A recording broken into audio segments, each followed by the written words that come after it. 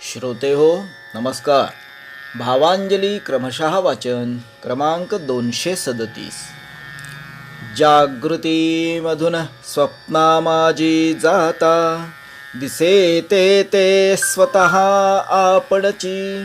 तैसा अगणित ब्रह्मांड स्वरूप झाला आपोआप स्वयेचितो. प्रगटिला विश्वरूपाचा आकार, केशवे साचार एकाएकी.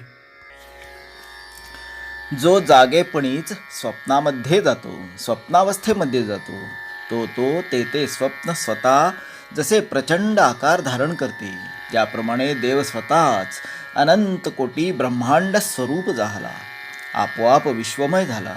केशवाने विश्वरूपाचा आकार एकाएकीच प्रकट केला. तो दैविक डोळ्यांचे पटल फेडून केवळ आपले योगैश्वर्य दाखविता झाला. आणि अर्जुनाच्या हे ध्यानी यायलाच वेळ लागला. मग तो तरी आपल्या स्थूल डोळ्यांनी हे विश्वरूप कसे बरे पाहू शकेल? देहाच्या डोळ्यांनी हे रूप कोण पाहू शकेल? आणि मग प्रेमाचे भरते आलेला देव पार्थाला म्हणतो कसा, पार्था, हे विश्वरूप आता अवलोकन कर. तुला हे एक विश्वरूप दाखवले त्यात कसले कौतुक, कारण माझ्याच स्वरूपी हे सर्व ब्रह्मांड आता कसे सामावले आहे ते बघ. पार्था, ही माझी असंख्य स्वरूपे बघ, अवलोकन कर. त्यापैकी काही कृश सडपातळ, तर काही स्थूल जाड आहेत, काही लहान तर काही विशाल आहेत, काही सरळ विस्तीर्ण, काही अमर्याद आहेत, कोणी अति प्रामाणिक प्रेमळ तर काही कठोर कडक आहेत, काही व्यवहारप्रिय तर काही निष्क्रिय उदासीन आहेत, काही तटस्थ वृत्तीचे आहेत, काही स्वरूपे अत्यंत सावध तर काही बेसावध मूढ आहेत, काही समजायला सोपी तर काही गूढ रहस्यमय आहेत, काही दक्ष आहेत, काही सौम्य आहेत, काही शांत आणि गंभीर अशी आहेत, तर काही मदाने उन्मत्त अशी झाली आहेत बघ.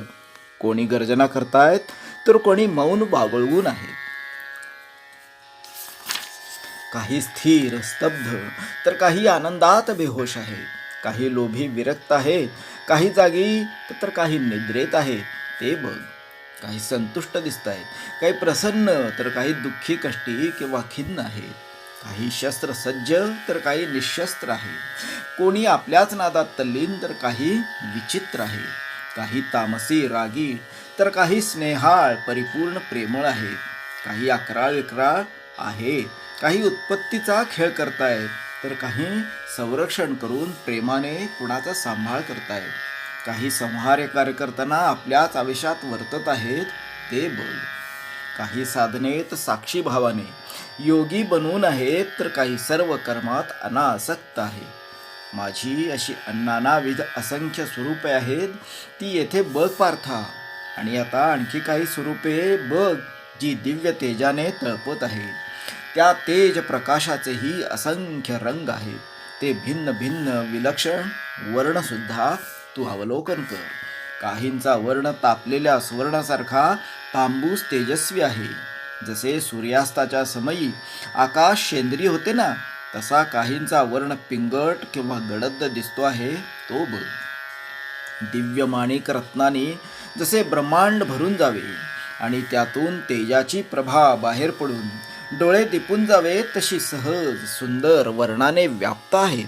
काहींचा वर्ण सूर्योदयाच्या वेळेसारखा उत्तम केशरी आहे, काही स्फटिकाप्रमाणे शुद्ध शुभ्र स्वरूपाची आहे, काही इंद्रनीळ रत्नतेजाची सुनीळ रूपाची आहे, तर काही काजळाची पुठे चढवल्यासारखी काळी कुट्ट आहेत. काहींचा वर्ण जास्वंदाच्या फुलासारखा ताजा रक्तवर्णी आहे, काही दिव्य सुवर्णासमान पिवळे धमक्क आहेत, काही श्यामवर्णी, काही मेघासमान तर काही शुभ्र चंपक पुष्पासमान आहेत, गौरवर्णी आहेत, काही कोवळ्या गवताप्रमाणे हिरवी लुसलुशीत, तर काहींचा वर्ण म्हणजे तापलेल्या ताम्रधातूप्रमाणे तांबडा आहे, काही चंद्राप्रमाणे शुभ्र धवल वर्णाची आहेत, निर्मळ पावन आहेत. पार्था बघ बघ माझी अनेक स्वरूपे बघ. ओम राम कृष्ण हरी.